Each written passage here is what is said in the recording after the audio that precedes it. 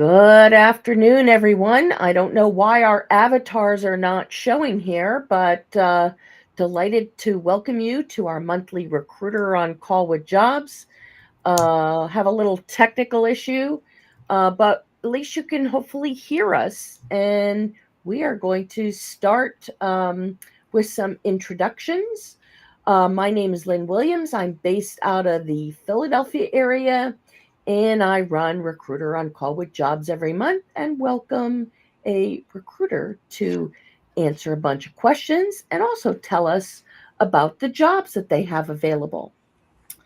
So I want to welcome Dimitri Nolman, who is also in the Philadelphia area. And Dimitri, why don't you tell us where exactly you are from and how long you've been a recruiter? Okay, I'm from the Philadelphia area. I grew up here in Northeast Philly. Went to elementary school in Anne Frank on Boston Ave. Went to a high school in the suburbs in Lowell Moreland. Went to college in Pittsburgh and uh, got a job in trading. I was a horrible trader in Chicago. I did not do well. Moved back home, got a job in IT. I spent uh, about 3 to 4 years doing that, and I did some of it when I was in Chicago too. And then I got into recruiting, and I started my recruiting agency in 2012. And so we've been in business for 13 years now. Awesome. All right. So tell us about your company and what is it that you specialize in? Okay, so when I started New Config in 2012, I started it because I saw a need in the market for an IT recruiter that actually knew IT. A lot of recruiters in the market didn't really understand IT. They didn't understand the technology. For example, I used to work with SAP technology, and recruiters knew nothing about it. I could say I have 5 years of experience in a technology that's a year old, and they would believe me. And I thought that there was a need for an IT recruiter that actually knew IT. So I started with specializing in what I knew. I knew SAP, I knew Salesforce, I knew other similar systems like Oracle Cloud, Oracle EBS, and I knew developers. I knew how developers worked. I worked with them every day when I was in the IT department at AmerisourceBergen and other clients that I served. So I started in IT. And as the years went by, I moved into other facets. As we would fill IT roles, clients would say, "Well, you did a fantastic job filling this developer role. Can you help us find an accountant? Can you help us find a controller? Can you help us find a salesperson? What about this other part of IT? Can you help us find a systems admin?" And we would go into other facets. We would not turn down work because um, recruiting is very similar to like a car mechanic. If you know how to fix one car, you could fix all kinds of cars. So to answer your question, yeah, we started in IT, but now we do all kinds of recruiting. We do IT, we do sales recruiting, we find finance professionals, we do executives, we place COOs, CEOs, CFOs, chief compliance officers. We've also placed attorneys. We fill all types of personal injury, workers' comp attorneys, insurance defense, plaintiff law, well, all kinds of attorneys we fill as well, labor and employment too. Um, what else I could tell you? I guess that's in terms of attorneys. We felt teachers. We also went into construction. When we started filling engineer roles, clients would ask, "Can you help us fill a construction estimator, construction superintendent, construction project manager?" And we have filled those roles as well. So to answer your question, we do a lot, to be honest. And there's a big team now. There's 8 recruiters. There's 3 business development people, and there's me. There's 12 of us here. And it says that people are stating that they can't see anything. I have my camera on. I'm not sure what I could do, team, but my camera is on. I wish I could share it with you. Um, okay, now people can see me. All right. Hi, everyone. Okay. Lynn, you can take the conversation wherever you want to go.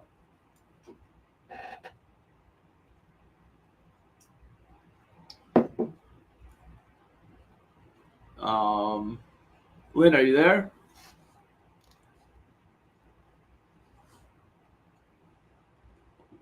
Speaker. So the question is life sciences. Yes, we could fill life science positions. Um, also, just hear the speaker. We are seeing a blank screen. Um, so, so here's the thing that here we go. Here's everyone. Thanks, Lynn. So a big thing people don't understand about the recruiting world, and let me explain it, is they think we make money from placing candidates and helping people find jobs. I wish it worked that way, but sadly, it's the opposite. We make money helping companies, helping clients. So let's say a company needs to find a business development manager. They come to us. We help them find the business development manager. The candidate doesn't pay us anything. The company pays us a commission for helping them find the business development manager or the CFO or the attorney or the IT specialist, what have you. What does that mean? That means we help companies find candidates. We don't help people find jobs. So I know there's a lot of folks on this call that need a job. I get that, and I know the market's not that great. The best I could do is take your resume and put it into our database. But if we don't have a role for you, we can't really help you. We don't go out and help candidates find jobs because that's not who pays us. The companies are the ones that write our checks, if that makes sense. Yeah. So no, it's not just in the Philadelphia area. We do national. We have clients in Florida, in North Carolina, Charlotte. Our biggest clients right now are Connecticut. We have clients in Philadelphia, California. We have lots of clients. We just placed an attorney in California. Yeah, so it runs the gamut. Chicago, we place candidates all over for companies. We help companies find candidates, if that makes sense. Lynn, I think you're muted.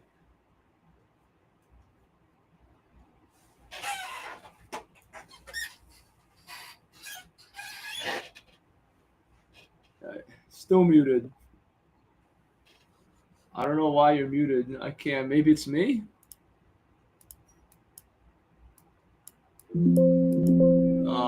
Yeah, I think she's on mute. I agree.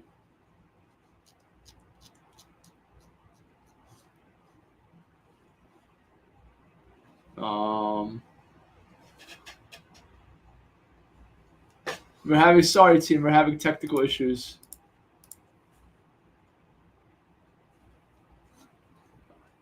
Maybe you could write me your question, and then I could like through the G chat, and I'll try through the chat, and I'll try to answer it. Do you fill medical practice manager roles? We don't have any medical practice manager roles right now. As I said earlier, everyone is free to send me their resume. I'll put it in our database. But we fill all kinds of roles. Do we have clients in Toronto?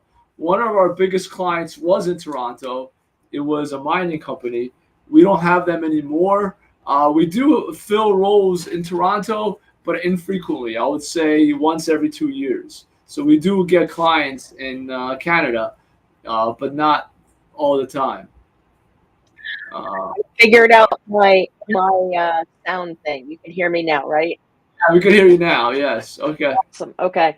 Yeah, I didn't know where the button was, and now I saw where the issue is. All right. Okay, so back on questions here. Can you share any trends or changes in the hiring landscape? What the heck is going on out there? It's a pretty weird job market, isn't it? The job market's not that good for a lot of candidates. I know people that have been searching for over a year. The biggest point of advice I'd like to share is COVID is over. So that means stop asking employers to do remote. There you go, remote jobs. Everyone wants remote jobs. I've seen candidates I talk to. They search for a remote job for a year or longer, and if they just change their requirements and would go to the office, even hybrid, like 3 times a week, they would have found a job within 6 months. But because they only want a remote job, they are out of the market for literally years. And the problem with remote jobs is when a company needs to hire, even though you are a 99% fit, there's someone in Oklahoma or someone in Chicago or New York City that is 100% a fit. So you're competing against the whole continental United States. When you do a hybrid job, they can't pick someone in Chicago or Oklahoma. They got to pick someone in Philadelphia or Charlotte or wherever you live. So the amount of talent pool narrows dramatically. So it's a lot easier to find a job that's hybrid or 100% on site than finding a remote job. Now, I'm not going to say that it doesn't happen. And everyone wins. There are people that win the lottery, except they're just 1 out of 100 people. And you could be one of them. You could win the lottery. And I'm not discouraging you from playing the lottery and looking for remote jobs. I don't want to discourage that. But the chances are low. So if you're looking for a job, that's the biggest point of advice. Everyone thinks that they could get a remote job. And first of all, the remote jobs have dwindled. Before, they used to be, during COVID, they were like 2 out of 5 or 3 out of 5. Now you're lucky if 1 out of 20 is a remote job. So the amount of remote jobs has dwindled, and the amount of candidates who want it has skyrocketed, tripled or quadrupled. So everyone wants a remote job. You're competing against a huge market. So the first piece of advice I'd offer you if you want a job is forget about having a remote job. I think we have 25 requisitions open. Maybe 1 or 2 of them are fully remote, and those are programmer roles. The rest of the roles that we have, the attorney roles, the sales roles, the controller roles, they're all in-house. You have to be in the office 5 days a week or at least 3 days a week. So that's the first thing I'd say. The second thing I would say is with AI, technology has made things a lot harder. Before, you could just apply to a job and then you'd get a response. Now, if you apply on LinkedIn or Indeed, it just goes into a black hole, and many candidates get frustrated because they look on Indeed, on LinkedIn, it shows you how many people applied, and you see you're 1 out of 200 candidates, and that destroys your day. That hurts you a lot. You get demoralized. See that. So it just goes into a black hole. So the way to get around that is, first, again, you might win the lottery. You might be one of those 1 out of 200 they'll look at. So definitely still apply online. But then another thing I encourage folks to do is go see who the hiring manager is. If you're looking for a sales business development manager role, most likely the hiring manager is going to be director of sales. So if you could easily find that person on LinkedIn and send him or her a cover letter. Hi, John. I see you're looking for a business development manager. I think I'm a fit because of X, Y, and Z. Here's attached is my resume. And you could send them a email. Or that's free if you connect to the person. So if you want to do it free, you could just connect to the person. The person accepts your connection a day or 2 later. You could send them a free message. If they don't accept, you can't send them a message. However, you could buy emails, and their LinkedIn offers an account. I think it's less than $100 a month, maybe $80 a month, something like that. And you get 20 emails that you could send to anyone on LinkedIn. And then you could email this person, John, and attach your resume. And that way you go around all these 200 or 199 people that already applied. You go straight to the source. You go straight to the hiring manager. That's how you get by on LinkedIn and Indeed. It doesn't even apply just to LinkedIn. It applies to Indeed as well. If LinkedIn, it says they're looking for a controller, and guess who the hiring manager is? VP of Finance or the CFO. So, like, Right. and if you've been in this business, if you've been a marketing person, you know who you report to. So you can find that person on LinkedIn and send them a message. And there's other tools you could use too.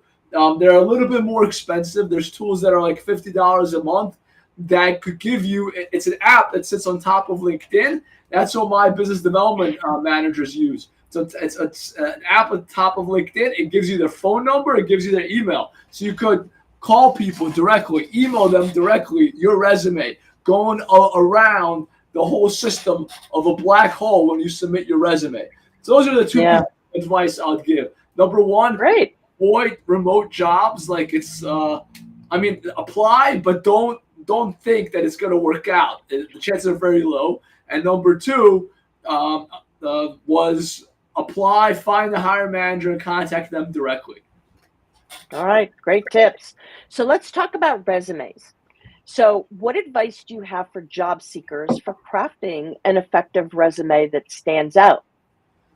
Well, I advise them to talk to you, Lynn, right? You're the one that creates the resumes. In fact, I just referred someone to you. I know, I'm working with them. Thank you. Good. You're welcome. I'm glad I was able to help you. Now, if Lynn is very affordable, so you should definitely use her. But other general tips is one thing I don't like, and a lot of hiring managers don't like to see, is someone that has 10, 15, 20 years of experience, and they're taking all that experience and they're like pressing it all together onto a one-page resume. And what I definitely don't recommend is a one-page resume for someone with 10, 20, 30 years of experience. I don't recommend that. I think, Amen. because like I've seen these resumes, they're like 10 fonts. They're like very tiny, very hard to read because the person's trying to fit everything they have on their resume, and that just doesn't work. Who's going to read this tiny font that you have there? So don't do that. I recommend at least a 2-page resume. Even a 3 or 4-page resume I've seen do wonders for folks because it shows that you are experienced and you know what you're doing. Another positive about having a 3 or 4-page resume is you could add more keywords to it. You have done more things. You've had more responsibility. And as you know, the algorithms these days, they go by keywords. So the more keywords you have, or if you have the keywords that the hiring manager wants, the higher chance you'll be selected for an interview. So I definitely recommend that you make your resume longer, not only because it's easier to read, but because you could add more keywords and more responsibilities, and that will increase your chances of getting an interview as well. Yeah, I take a compliment for a referral because you also hired my client who I did a resume for, and she's been a client several times. So thank you for that. Yeah. So I guess you like my resume style. Yeah, you have a shameless plug. You're doing great, Lynn. There you go. Keep doing it. Well, Yeah. let's talk about LinkedIn and personal branding now. So, do you review LinkedIn profiles, and what's your overall take on what you see? Oh, I review them every day. I invest. My team invests about $110,000 a year into LinkedIn. LinkedIn, probably more. For all the sales navigator tools I have, maybe 112, maybe 113. So we invest a lot on LinkedIn, and all of my 8 recruiters, they search on LinkedIn every day, all day for candidates. And the biggest problem we see on LinkedIn is candidates are not posting enough about what they've done on their LinkedIn. LinkedIn should be like your resume. If you have a resume, I hope everyone on this call does, take it and at least do this. At least copy and paste for every job all your bullet points onto your LinkedIn, because that is huge. Because just like when you apply to jobs, people, AI or people look at your resume and search for keywords, so do recruiters. We search for keywords based on your LinkedIn. And if you're missing the keyword if you're a controller and we're looking for a cost accountant, and you're missing cost or manufacturing on your resume, guess what? Or on your LinkedIn, and you just post the places you work, we're not going to find you. And you're going to miss the opportunity. You don't even know the opportunities that you're missing because you don't have the keywords in there. So recruiters such as me, third-party recruiting agencies, we can't find you. We search by keywords. We search by job titles, but we also search by keywords and skills. So your skills need to be updated. Your resume should be copy and pasted onto your LinkedIn. You should have a nice picture. You should add as many skills as possible. It should be fully done if you want your next opportunity, or you want a recruiter such as us to find you. All right. So my next question was, how does personal branding play in the hiring process, and how can candidates enhance their online presence? You kind of sort of answered that about, putting the information in, but do you like to see candidates active on LinkedIn? Like, do you like to see them commenting and posting, some thought leadership? So yeah, of course. So if it's thought leadership, I do want to see it on LinkedIn. If you are an expert in labor law and you want to talk about what the new administration is doing in terms of wages or discrimination law, you could talk about that. Yes, you should talk about that. Or you're a cost accountant and you see prices for the wholesale prices going up. Whatever your specialty is, talk about it. However, I also have a caveat about it. Stay in your lane. Don't use LinkedIn as your Facebook or your Instagram. No one wants to see you message anything political about I love Biden, I hate Biden, or Trump, I love Trump, I hate Trump. Stay in your lane. Right. Don't go into politics.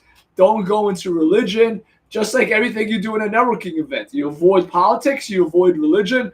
Also, no one wants to hear that I hate this or that, or you post provocative photos.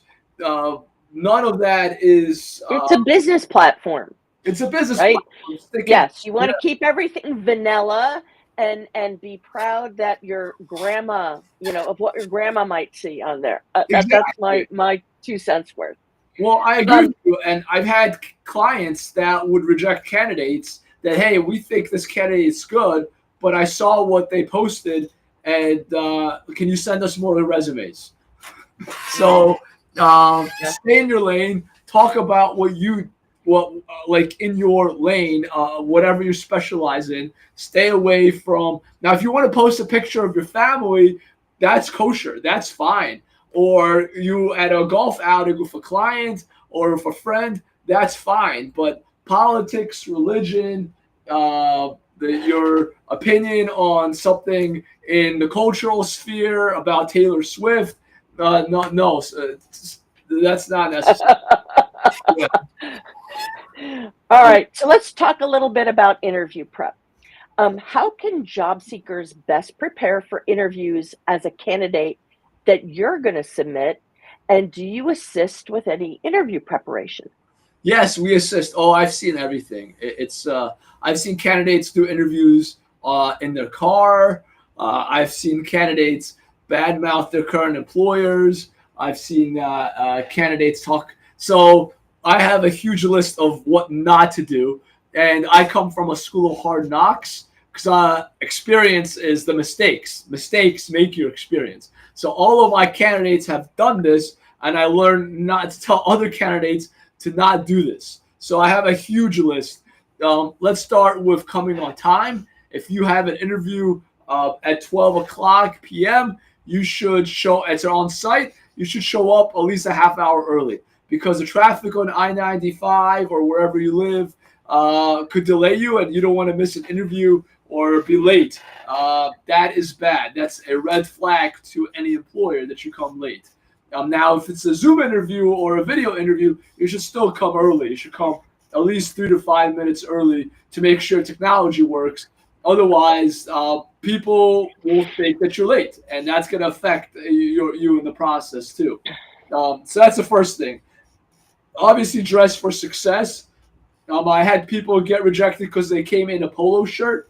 No, this is not Mm, like your casual Sunday attire. You're there to uh, show your best. And I understand that some companies are very laid back. Okay, once you get hired, you could do that. But you're not hired yet, and you're there interviewing, and you should show it's better to dress up than dress down. yes. Always Yeah, dress. you always want to dress for the job you want, not the job you have. Exactly. So dress up, Hmm. come on time. That's the easiest things. Now, if you're doing a Zoom call, don't do it in your car. No one wants to. Now, I understand you have a job, and find a cubicle, find a meeting group that's not being used. Do it on your computer. Don't do it in your car on your phone. I don't recommend it unless it's a phone interview. But if they're gonna see you, you need to be at a computer, dressed for success, Yeah. and show up on time. Same thing for on-site interviews. So don't do interviews in the car. I've seen so many people get rejected for that. Now, in terms of substance of interviews, don't badmouth your current employer or your past Right. employer. That's bad. Don't do that. Now, Yeah. I understand that there's bad employers out there. I understand that they've mistreated you. I'm not saying that it's good that they've done that to you, but you have to think about what the other person on the other side of the table is thinking. They're thinking, well, today he or she's bad mouthing them. Tomorrow they're going to be working for me and they're going to be bad mouthing me. And I Right. don't need that. You should not do any of that. Don't badmouth the employer. Another thing I've seen people do is I could go on. Stop me at any time, Lynn. I had clients, clients, that they talk about other places they're interviewing. Don't talk about. Oh boy. Oh, well, I know I have this interview today, right now, with you, but I'm also interviewing at Accenture tomorrow. I'm interviewing with Deloitte on Monday. I'm interviewing with PwC on Wednesday. So, what you're saying when you're telling them that is, I don't really need this job. I don't need this job. I have these other Yeah. interviews.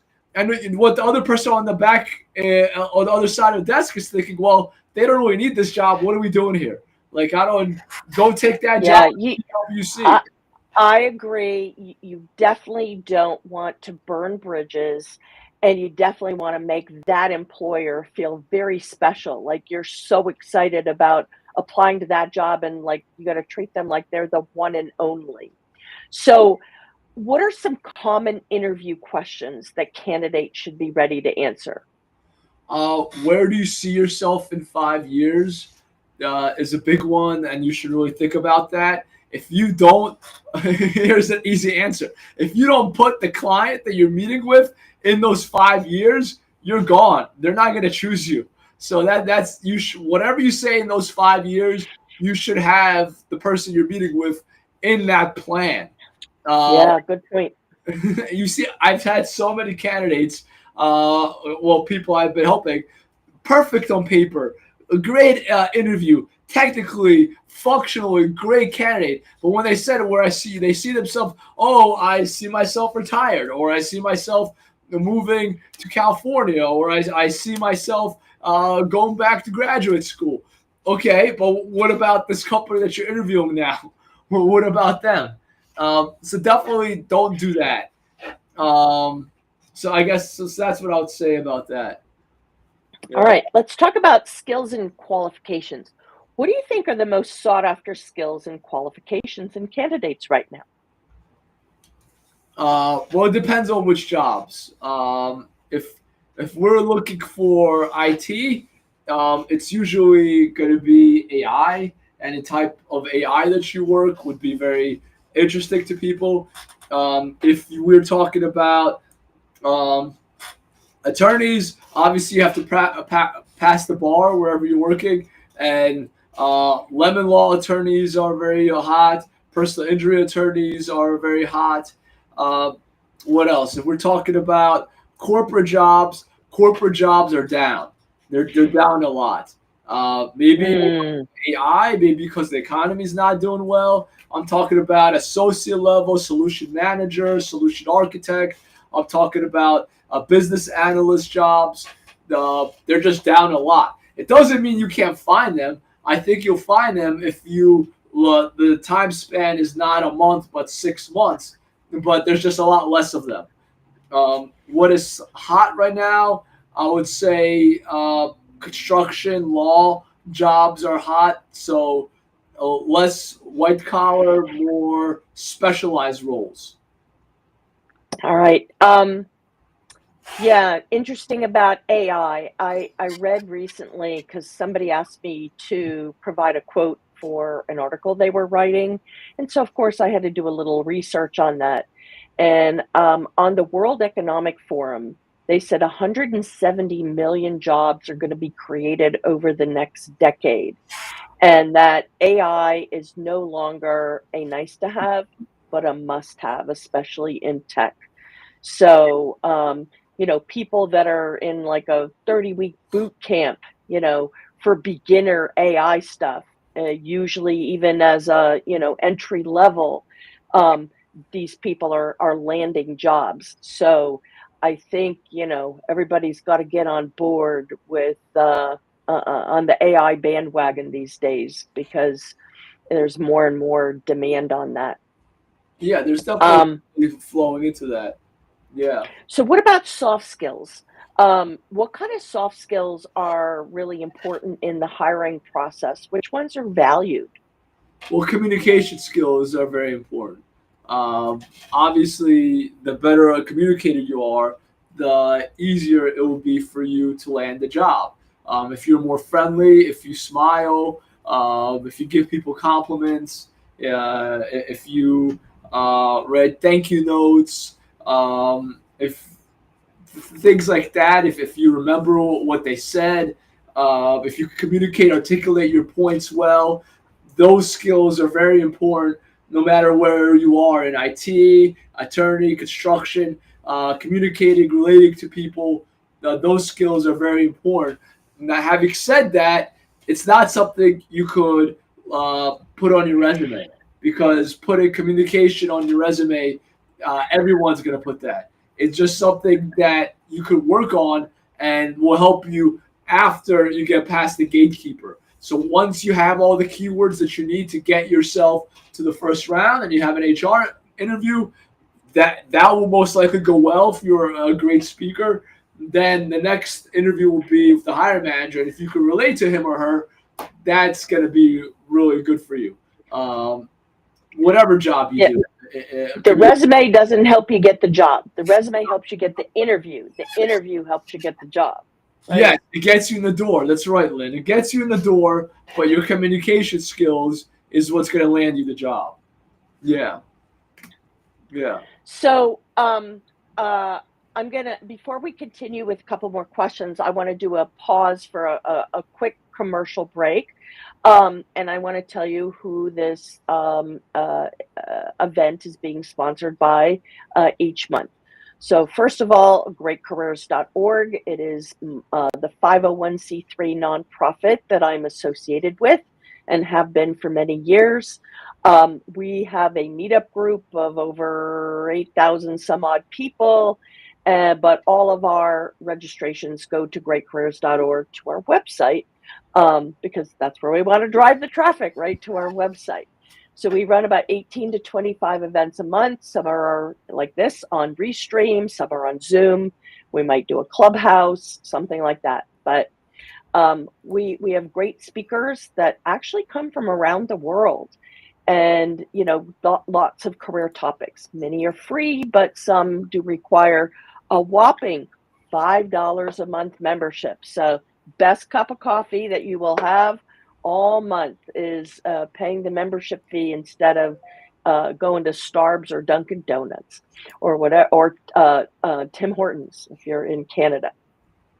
So the other company that this is sponsored by is the Thought Leadership Branding Club. And I have been in that community for 4.5 years.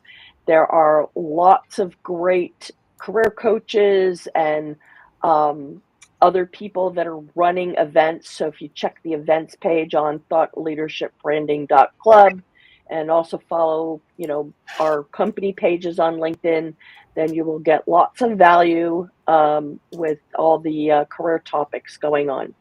And while I'm giving a shout out to those two organizations, I also want to give a shout out to Meryl Cass, who always seems to be on all the Thought Leadership Branding Club events and moderating them. So thank you so much, Meryl, for all you do for the Thought Leadership Branding Club and jumping in.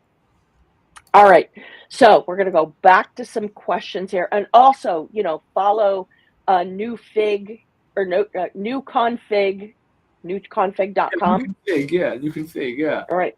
Yep. All right.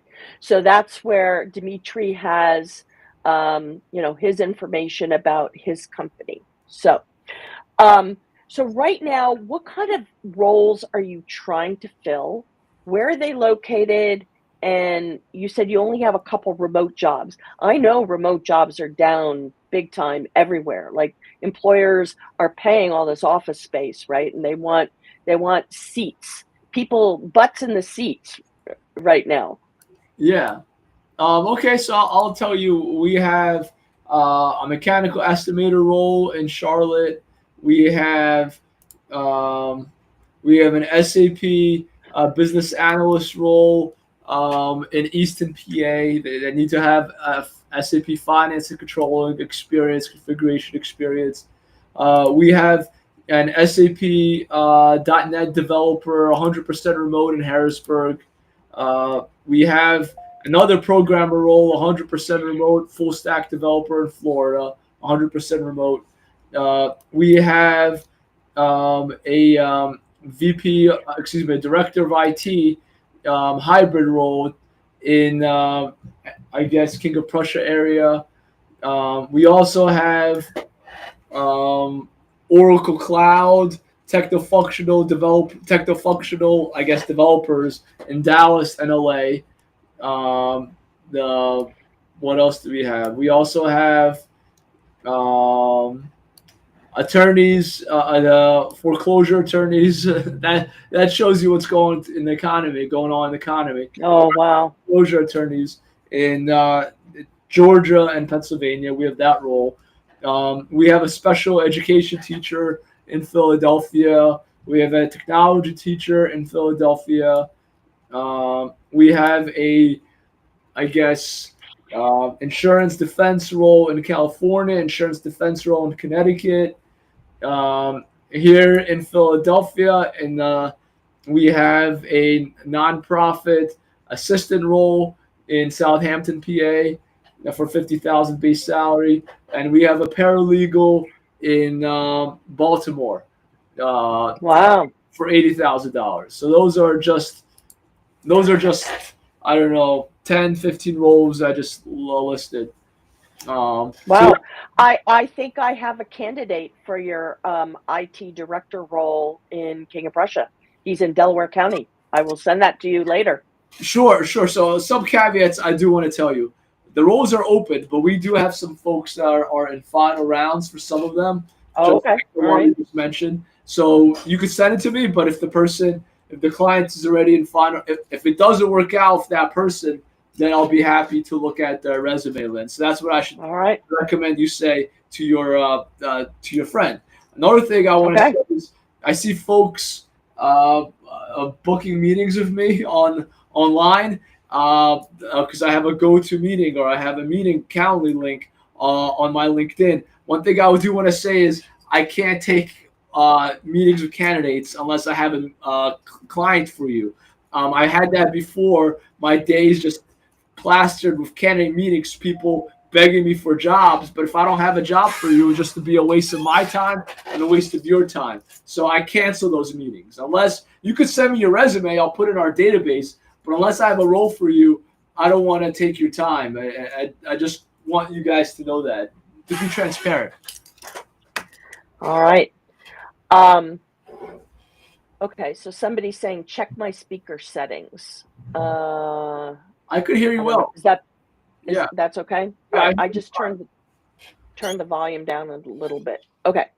Um, all right. So, what tips do you have for job seekers to reach out to you for an initial introduction? Like, what's the best way for them to reach out? Send their Well, resume or you connect on there were just, LinkedIn? yeah, there were just a couple people that just reached out and sent their resume and wanted to talk. I'm happy to take your resume and put it in our database. They could send it to my email address. If you want, I'll put it somewhere. Can I post somewhere here? Or they could go to our website and email it to info@newconfig.com. So yeah, there's multiple ways they could send their resumes. However, as I said earlier, if we don't have a role for you, I don't want to string people along either. The best I could do is just put in our in our database. It's just the way it Right. is. I wish I could help everyone. I'm not God. I'm just one person. Yeah, I hear you. And it's a weird job market out there. There's a lot of candidates It's not but a there's job. still jobs. There's still people hiring, that's for sure. But doesn't seem to be quite as plentiful as in the past. But if Yeah. you have a candidate that you've submitted for a position, what tips can you offer job seekers for follow up with you after an interview? How soon do you want to hear from them after that interview? So after the interview, I want to hear from them right away, and I want to know if the interview actually happened. Because a lot of times, not a lot of times, but maybe 1 out of 25%, the interview didn't happen. The person didn't show up, or the candidate didn't show up. The interviewer had another meeting with their boss. So I want to make sure that the interview happened. I want to know if the interview went well. So if the interview did not go well, I want to tell my client that, hey, this person's not a fit. Let us send you more candidates. If the interview did go well and it did happen, then I want to tell my client, hi, John. I talked to John. John said that the interview went well. What are the next steps? So think of us recruiters we're like salespeople. Always be closing. So we always push for you if you're our candidate to get you the job. So we always ask, what are the next steps? Lynne just interviewed with you, John. Did you? She said the interview went well on her side. What do you think, John? What did you think of Lynne? What are the next steps for Lynne? So we always push push our candidates to move forward. However, it's not up to us. We are like brokers. Well, we can't Yeah. control what the candidate or the client does. So sometimes the client's like, she's good, but I want to interview 5 more people. So then Uh, the candidate, this might take a week or two. And sometimes that doesn't work on the candidate because candidates get, especially in this job market or maybe all the time in the world, they get impatient, they get anxious, they get frustrated.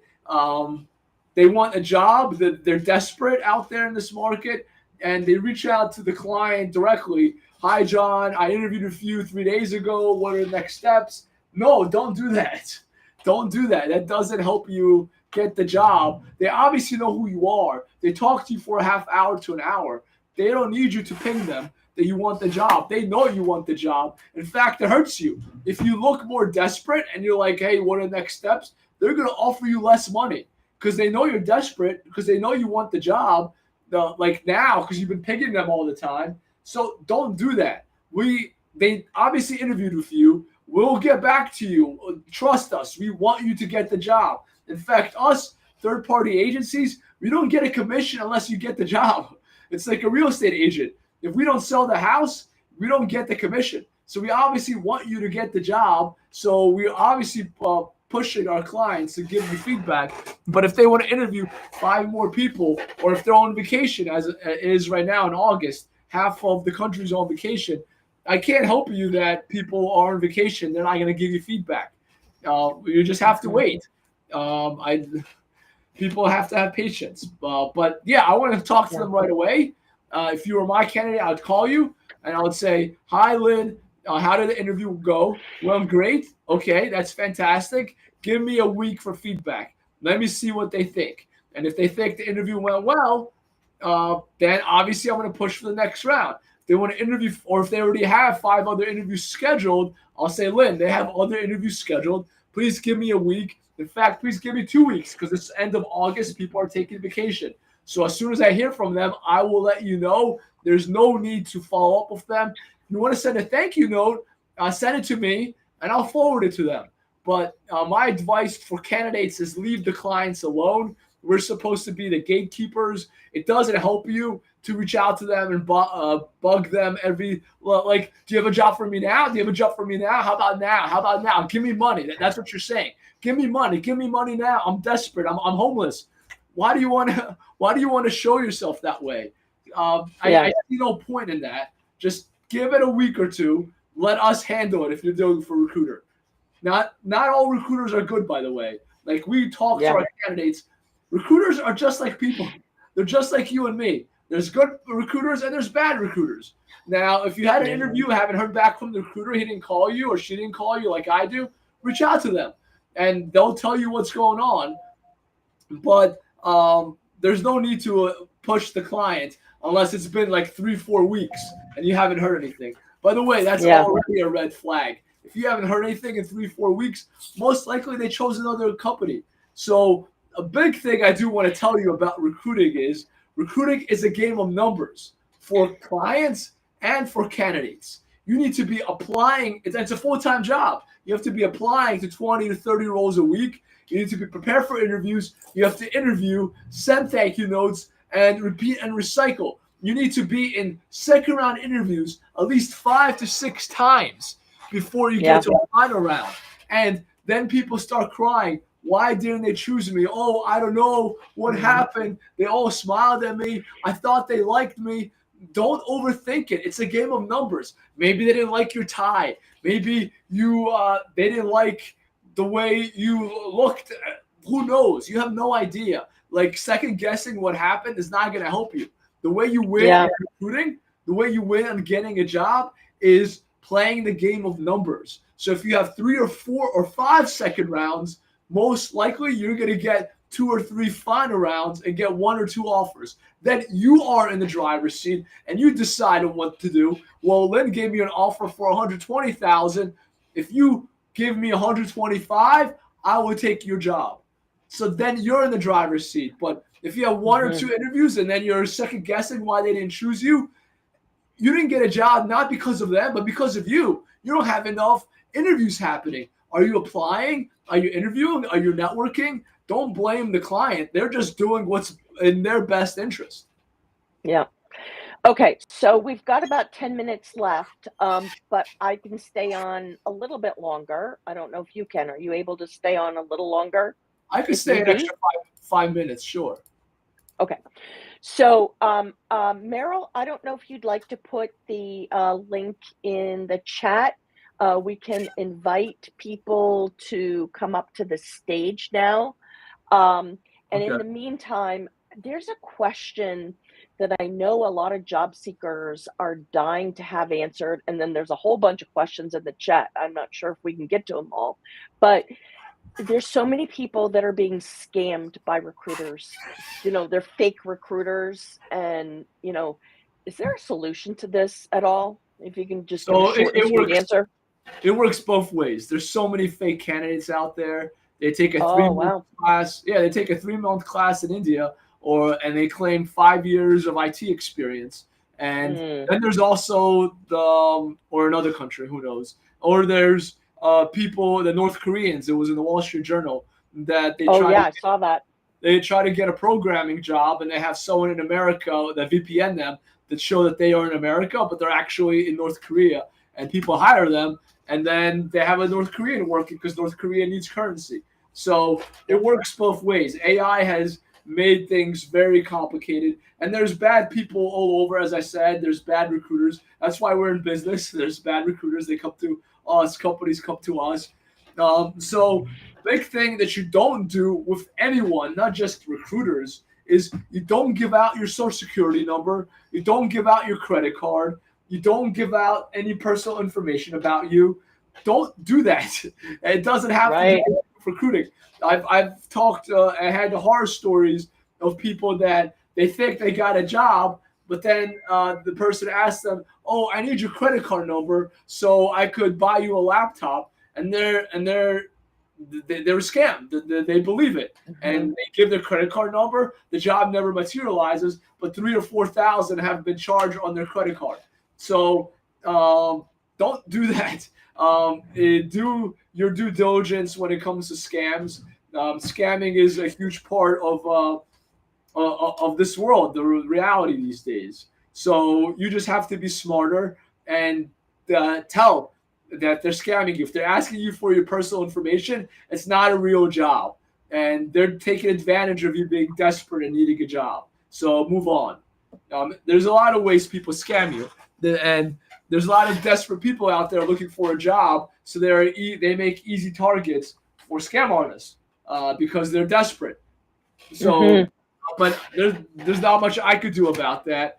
Even law enforcement can't do anything about that much. I've heard of people going to the Northampton Township Police Department, local, and like, what are they gonna do if the person is in Russia or in Jamaica or Nigeria or whoever, any of these countries? The Northampton Township Police Department can't help you. You just have to be smart and not fall for these scams. Yeah. So, okay. I don't see anybody coming up on stage, and Merrill said that he did put the link in the chat. Okay.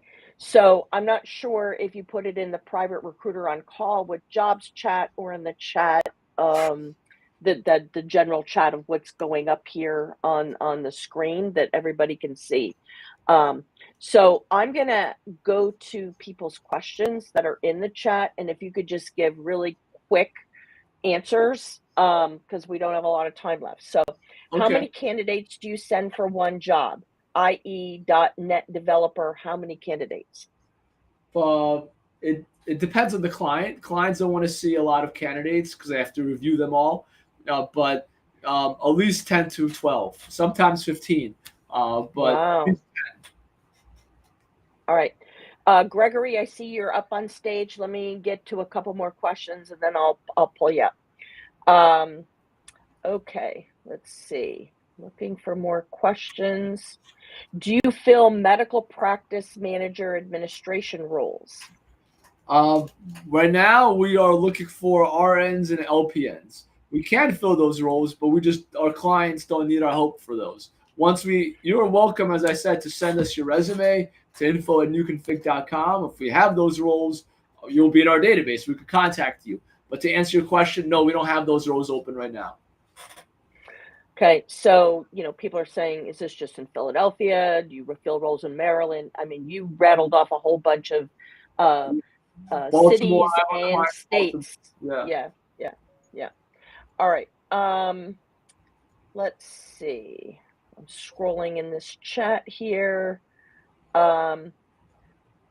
Okay, somebody says there appears to be compensation reductions, especially in major markets, likely as the result of the flood of candidates. Many compensation levels are now too low to live in a market. Other than just ignoring these postings, how do you recommend we approach what looks like a great job is undercompensated for the market? Well, you can't change that. If people want to pay 60,000 or 70,000, and you think it's worth 100,000, then that's your opinion. There's not much you could do about it. The only thing you could do is find another job that is a fit. I don't recommend you apply to that job because then you'll go through the interview process and they're going to offer you 70,000. And what are you going to do? Counter offer to 90 to 100? That's not going to work because people would go up maybe 5-10% in salary. Maybe out of 70, they'll go up to 77, or 60, they'll go up to 66. But no one's going to go up 30, 40 grand. So my biggest point of advice is find another job to apply to. And you should be applying to at least 20, 30 roles a week. I tell my candidates that I talk to at least 50 to 60 if you really want to be good. And you should be contacting the hiring managers. Don't treat looking for a job as passive.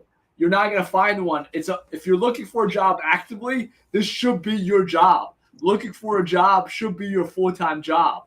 as I rattled off earlier today, what you should be doing. There's a lot of things you could be doing. Could be networking, applying, sending emails, preparing for interviews, sending thank you notes. There's so many things you could be doing. Posting on LinkedIn, talking to your spouse about relocating. Because if you relocate or get closer to a different geography, it will double or triple how many jobs you could apply to. So there's a lot of things you could do to be successful. The sitting up and putting up your hands, oh, it's the market, is just going to win you, won't win you any favors. It might win sympathy from your friends and family, but they're not going to pay your bills. That sympathy is not dollars. So okay.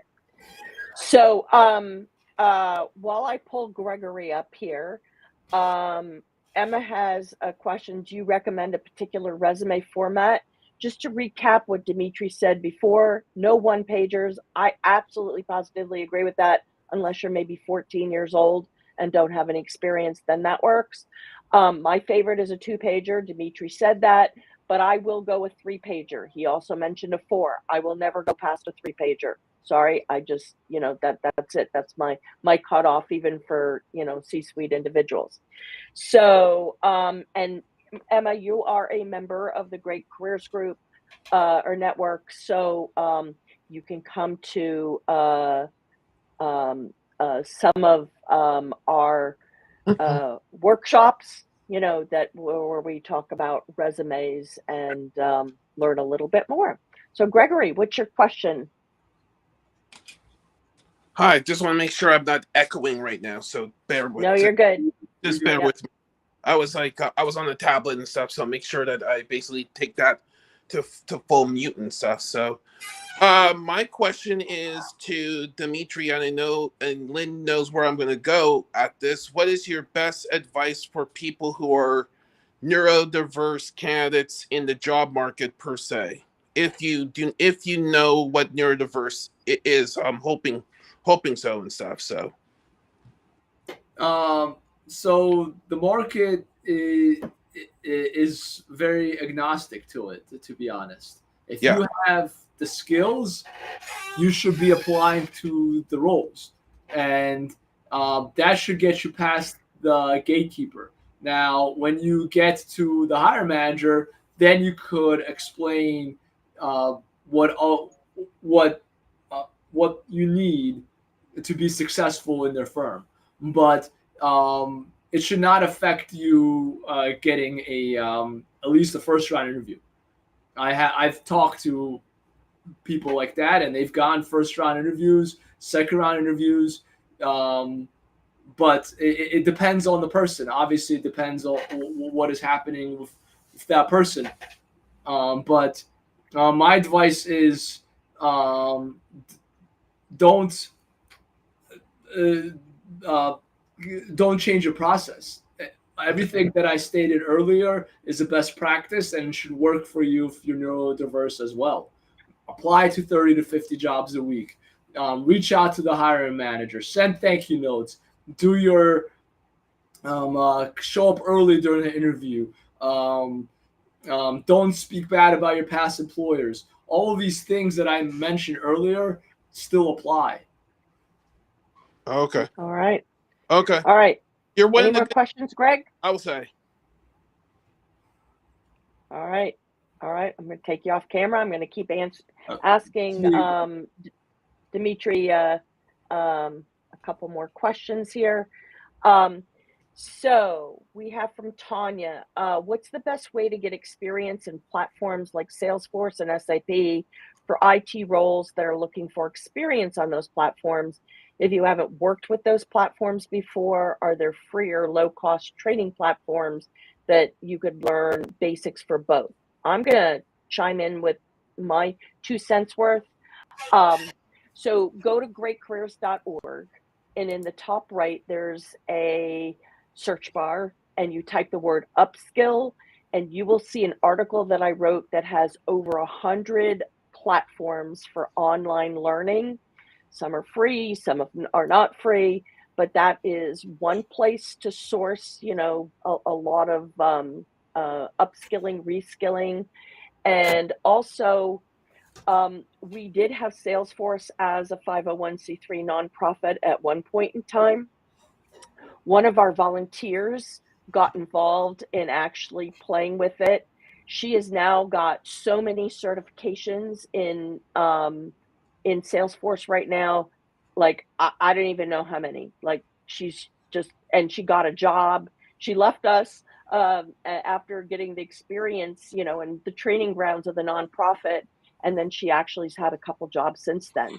So don't be afraid to, try and volunteer for nonprofits, because you know you might be able to play with some tools that you didn't know existed and then find out you absolutely fell in love with them.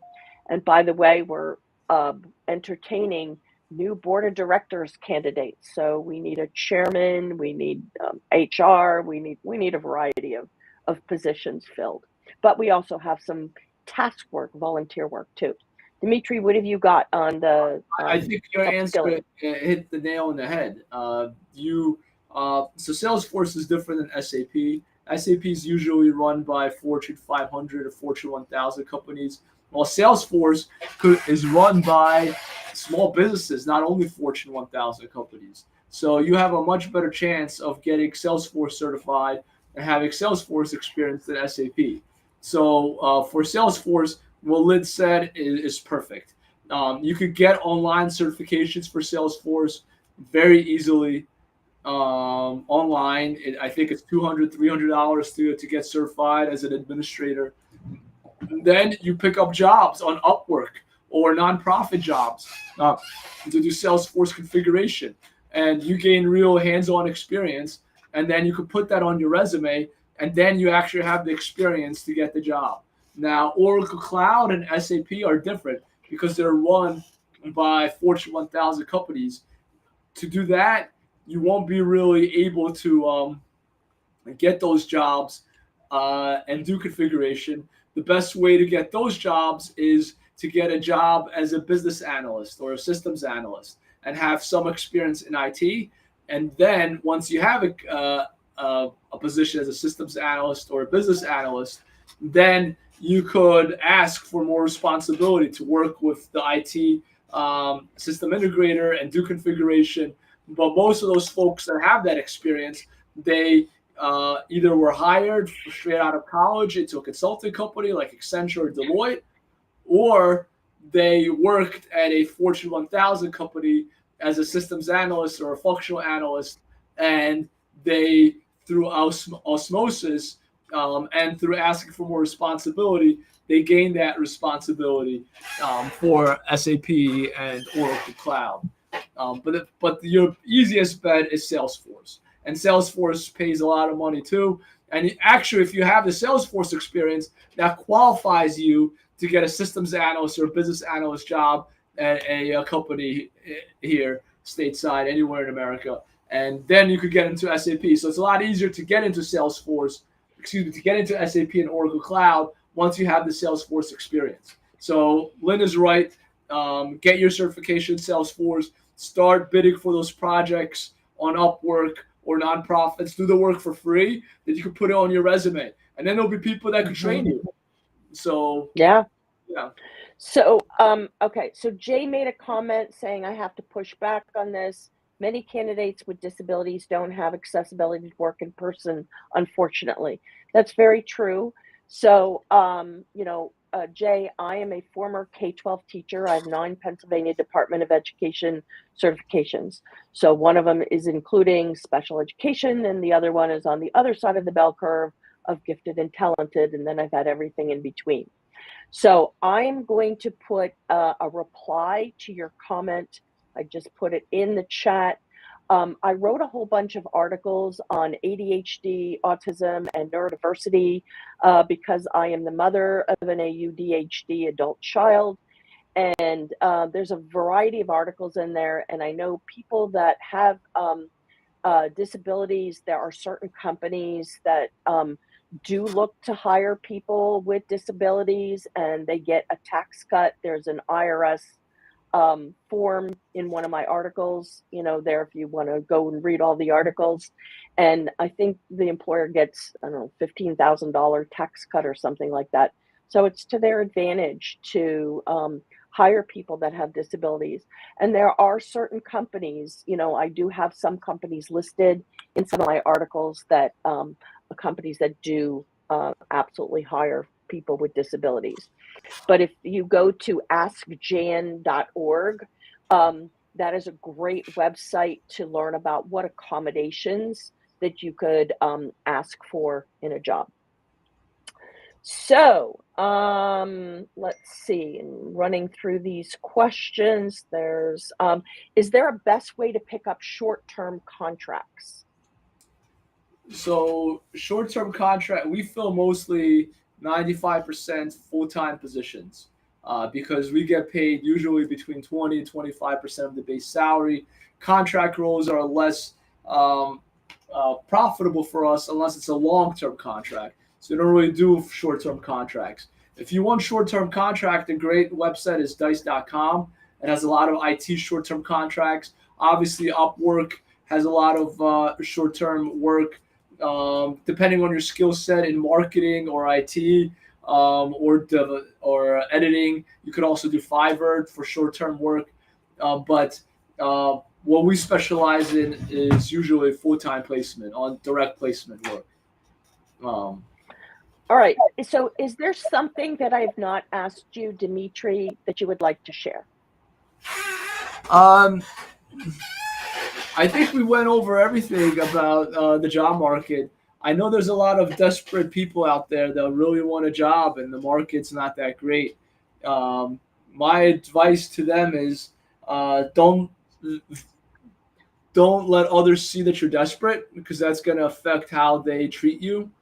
And put in the work. If you put in the work, all hard work gets rewarded, in my opinion. So if you put in the work and you do those applications online on Indeed, LinkedIn, Monster, Career Builder, ZipRecruiter, if you prepare for interviews, if you interview, if you send thank you notes, and you rinse and repeat many times over through a game of numbers, you will get a job. And also don't just apply to remote jobs. You should be applying to hybrid and on-site jobs too. So that's my advice for desperate job seekers that want a job right now.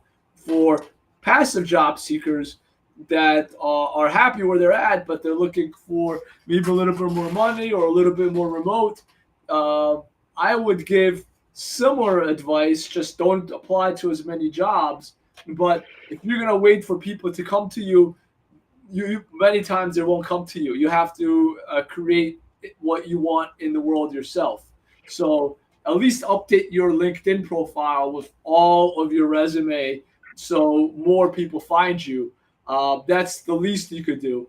But I would recommend being more active and looking. I had one last thing I want to say. I had someone I talked to a couple of weeks ago, and it just it hurt me. What happened? This person, her company was bought by a private equity firm, and she knew that they're going to let her go. She just didn't know if it was going to happen on month 1 or month 12. She thought they would keep her until the end of the year, so month 12.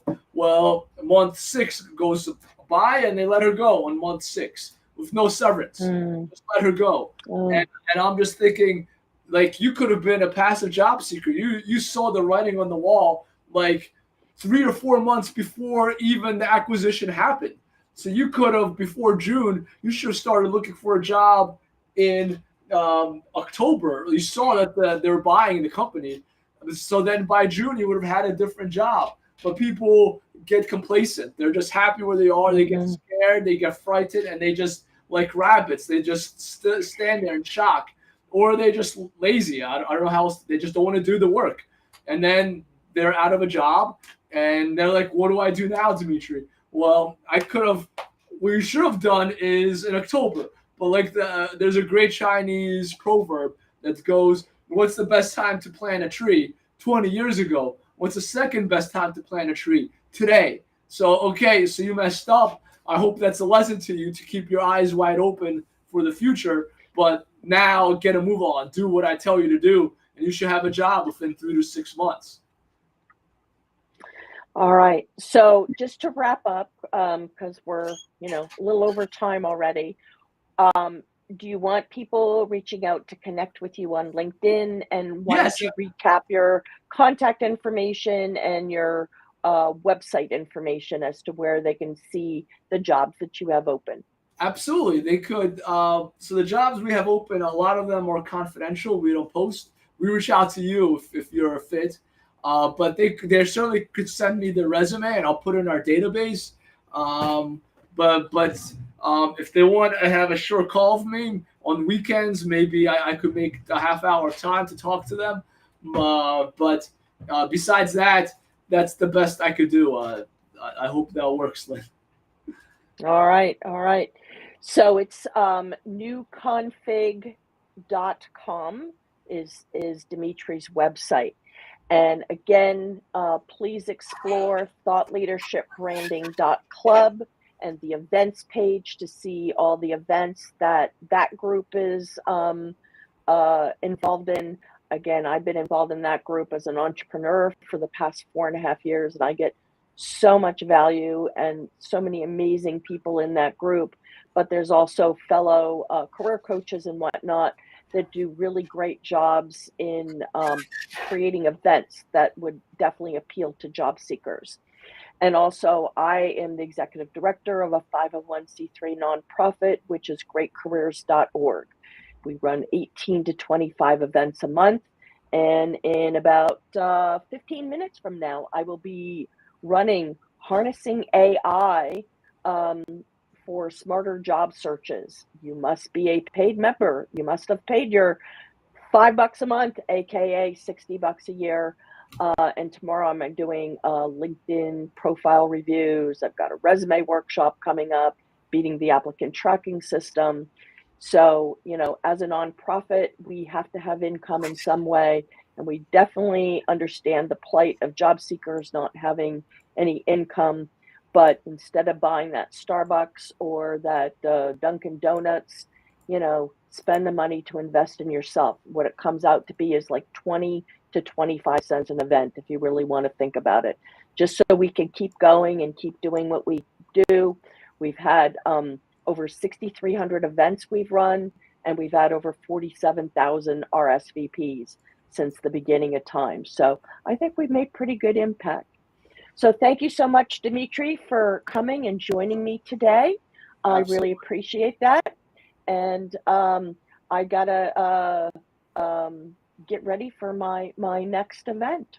And I gotta take a stretch break, after sitting here for an hour. Gotta get up and stretch. So good luck to you, and I hope you find candidates for all your roles. Absolutely. Thank you for your time. Thanks for hosting me, Lynn. This was great. All right. All right. Take care, everyone. Have a great day. Bye-bye.